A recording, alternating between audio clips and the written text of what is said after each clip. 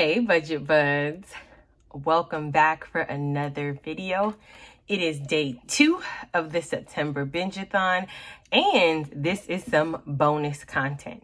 If this is your first time clicking on my channel, welcome.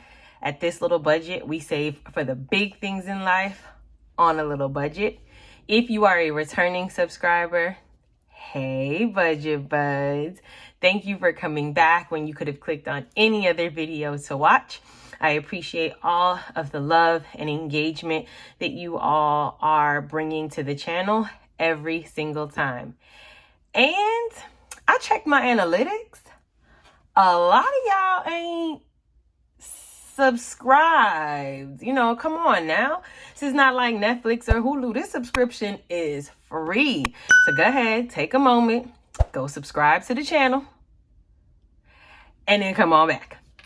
All right, so based on the title, budgeting community tag, this great idea came from, see, there goes my budgeting bestie again, D versus Debt. She had got this from another YouTuber where basically it's like a tag, you're it, and you do a quick Q&A. So I took her 9 questions plus a bonus, and I made them my 10 questions, and I tacked on a bonus. So I'm going to do this quick Q&A for you all to get to know me, and hopefully if you're not subscribed, you will be by the end of this video and become a part of the fam. Also, I tag Kree from KreesBudgetJourney, so tag, you're it, girl. All right, let's get into it. So here is my notebook. I will also post these questions in the description box. Let's get started. So question number 1, what was my last large purchase and do I have any regrets? So my last large purchase was a plane ticket for my daughter and I to head back home. It's going to be a weekend trip to celebrate my little cousin's sweet 16 safely, of course. So, hey, KK, if you're watching, see you soon. It was $480 for both of our tickets. And so it just feels good that I was able to get such a pretty good deal. I don't have any regrets. It's for family, and I am big on family, very family oriented. So can't wait to take, it's a short trip, but I can't wait to go home and see everyone and celebrate with her. All right, question number 2. The sinking fund I am most excited to fully fund, and why? I am most excited to fully fund my future sinking fund because I'm going to use that money to furnish and decorate my new home. No, I do not have a home yet, but I am well into the process, right? And I am just not only manifesting what I want for my future, but I'm also believing in God that my home is coming. It would be my first home. And so just putting myself in a position to get the furniture and the decor that I like when the time is right. The goal is to start with Lauren's room. And I have big visions of that. So that is the one I am most excited to fully fund. Question number 3. Influential YouTuber from the budgeting community. I still don't even know, and I think about this often, like, how did I even stumble upon cash stuffing videos, budgeting videos? I don't quite remember, but one that had an influence on me from the beginning was Brittany from The Crafty Budgeter. Related to her on level of, she has a 2-year-old son. I have a 2-year-old daughter. She is paying off debt in like a fierce yet not intimidating way. And that is what I appreciated about her channel and her videos. And so I do continue to watch those often. And then there are lots of people that I watch, like Kree from KreesBudgetJourney, Yareli from She Has Cash, and plans. I'm sorry, girl, if I said that wrong. D versus debt. There are quite a few others, like, and I feel bad for naming some and not others, just because I take away something from each of their journeys that I absolutely can relate to and appreciate. And then just the fact that they are so supportive and things like that. So those are people who definitely have some influence on me getting started and me continuing this journey.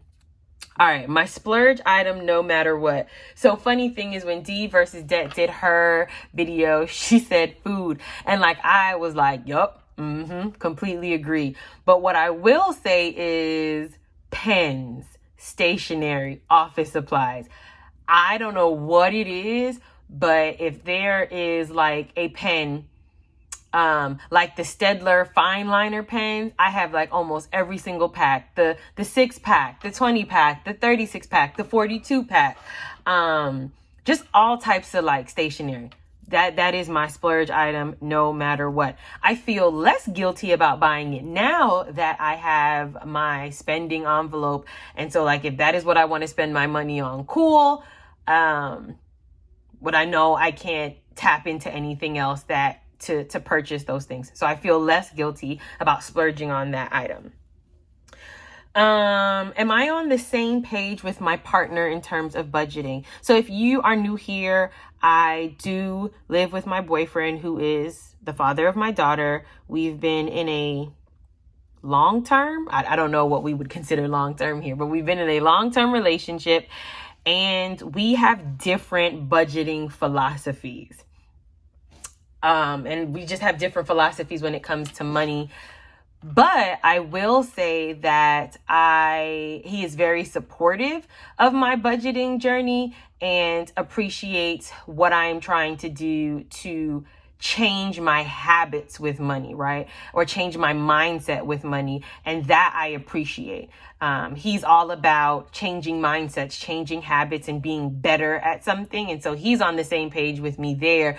But when it comes to our philosophies with budgeting, we do differ quite a bit. And that's okay.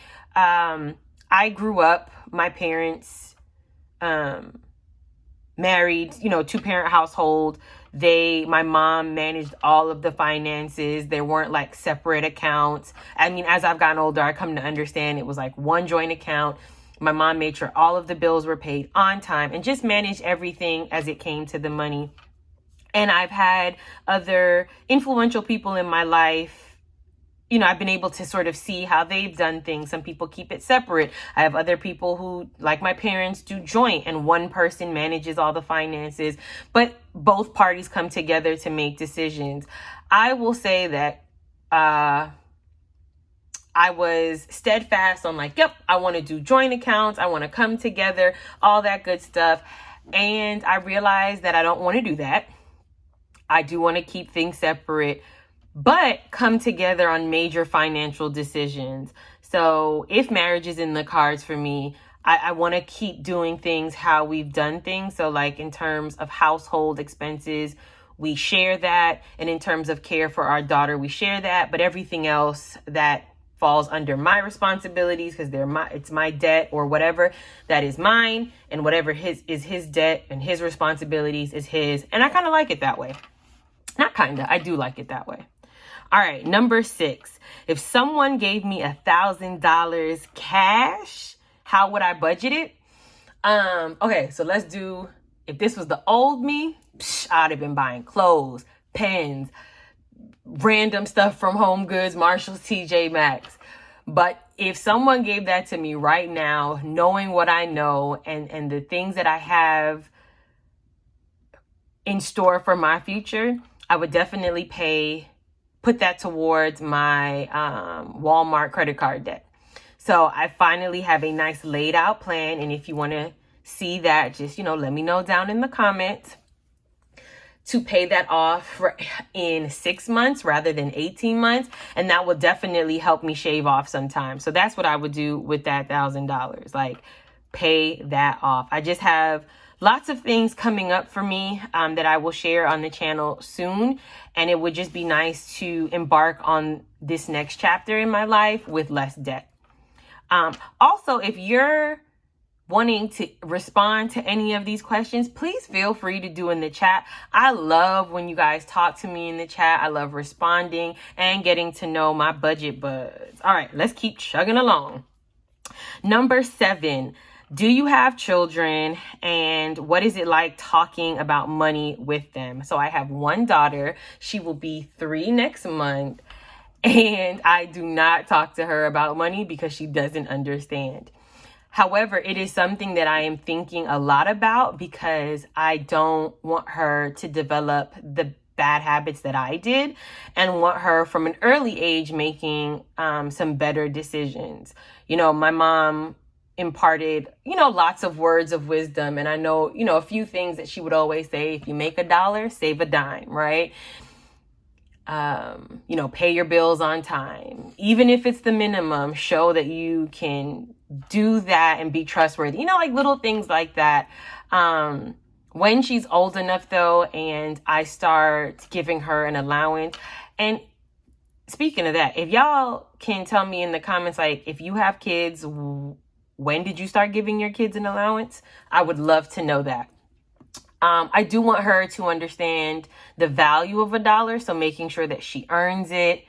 And then knowing that she shouldn't splurge or spend all of it, right? So getting her in the habit of saving some, spending some, and even creating the habit of giving, I think is going to be something important that I want to impart to Lauren. So yeah, let me know in the comments, when did you all start talking to your children about money, and how old were your kids when you gave them an allowance, if that is something that you believe in or do.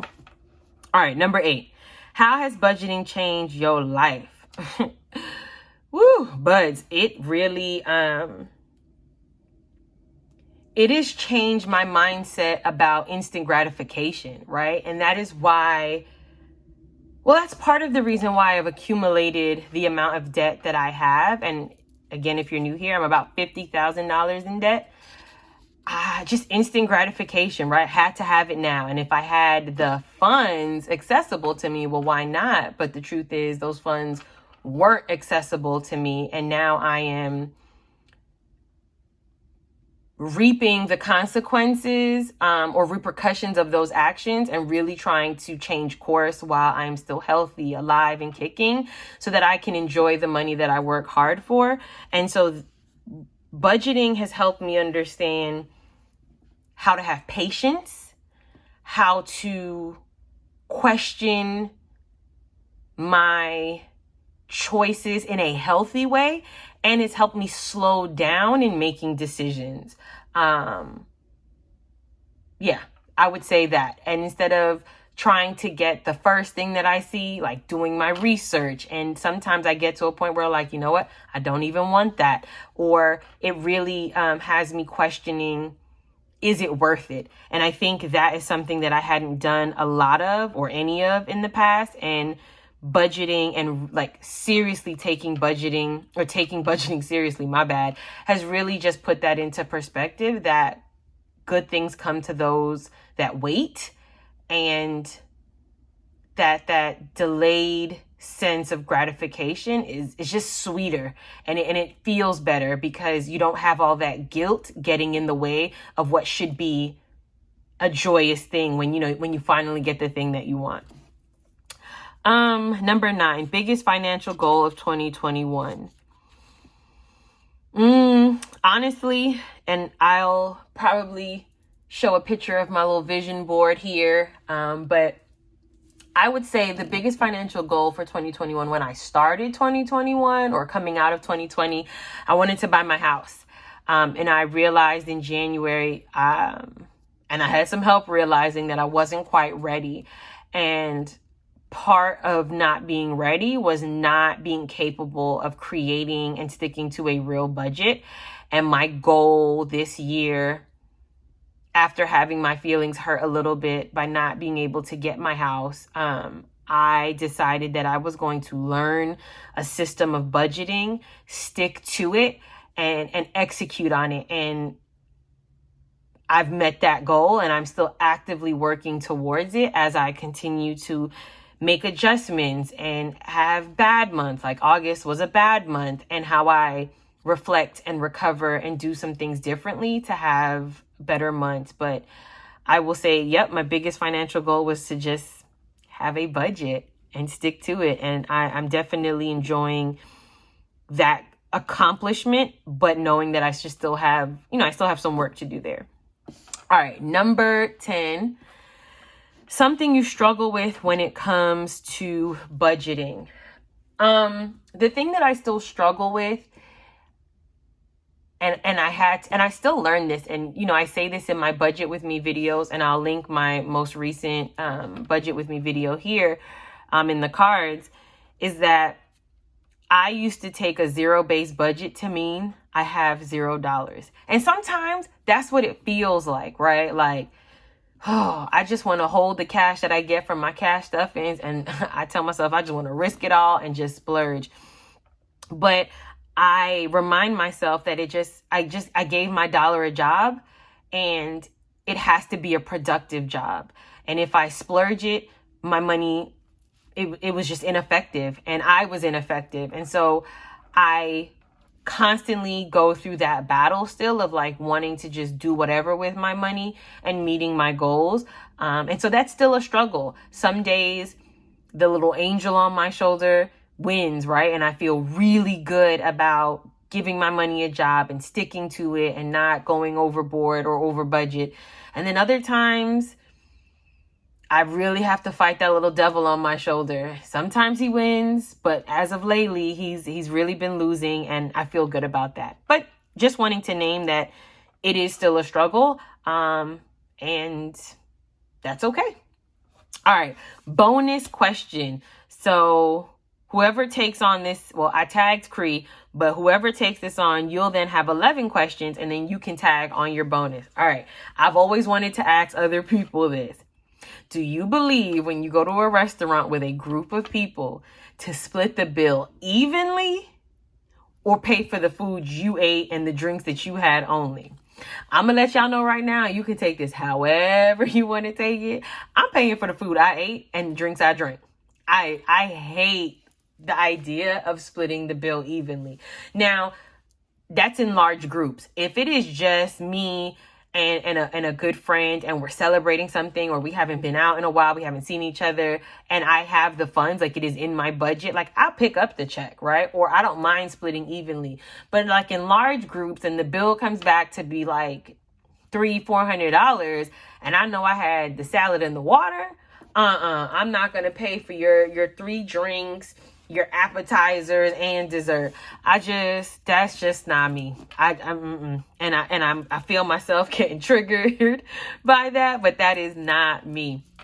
So this was fun doing this Q&A. I hope we can do more things like this. So again, Kree's Budgeting Journey. Tag your it. I would love to hear your answers to these questions and what your bonus question is.